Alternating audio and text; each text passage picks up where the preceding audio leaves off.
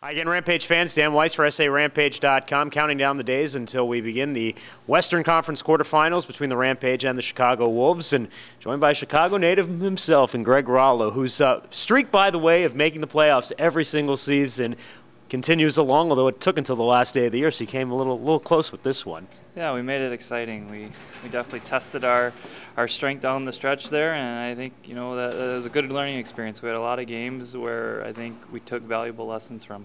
Does it help, obviously, to be in a pressure situation going down to the final game of the regular season and being able to translate that right into the playoffs, as opposed to maybe a team that had clinched for a while, such as an Oklahoma City that obviously hasn't had much to play for over the last couple of weeks? For sure. We already got a taste of it last weekend. We had a 3-3 games, and we needed to win 2 to get into the playoffs. And so that right there was do or die situation. We knew going into Sunday's game it was either win or go home in our mind. We didn't want anyone else's help. So we got a taste of what an elimination game feels like, and I think we responded well. You personally had a slow start to the season, but you bounced back, 22 goals and 20-plus goals again for you for a second straight year. And I think you knew that as long as your hard work kept coming through, you were going to find a way to get that puck in the back of the net. Yeah, it's funny how a year plays out sometimes, and sometimes you have a year where you just consistently score here and there. Some years, like this year, where I struggled a bit in the beginning, whatever it was, it just wasn't going in the net. And then, after Christmas, it started to find a way.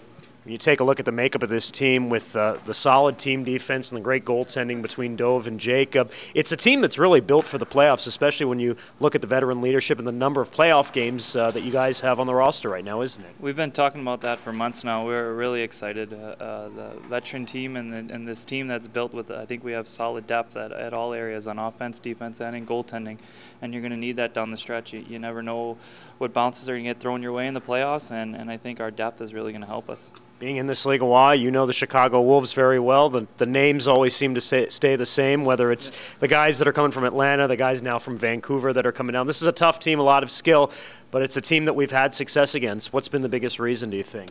I don't know. I think it's just I know personally playing against these guys for a lot of years now that this organization they're an organization that's built to, they want to win, and I know going into this series we got to respect that, and they're going to put their best effort out. They have a lot of guys there that have been there, that have won championships, and I think our best game is the one where we just keep it simple and play like we did on Sunday. Grind it out. We're comfortable now, I think, playing in those games where 1-0 games, 2-1 games, and I think that's what we have to do. We can't get in a run and gun with Chicago. There's a lot of offense on that team, and we got to play solid.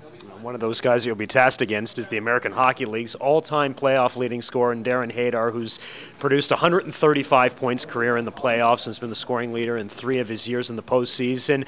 It's one guy that obviously you have to keep your eye out on the ice when he's out there, don't you? Absolutely. I have a lot of respect for Haydar. I've played against him for years now, and he's a game changer.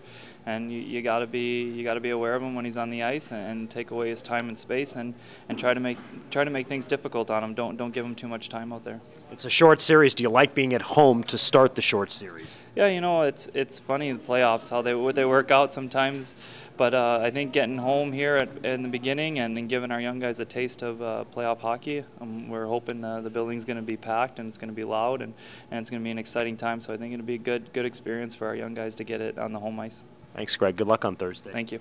Greg Rallo joining us for SARampage.com. I'm Dan Weiss.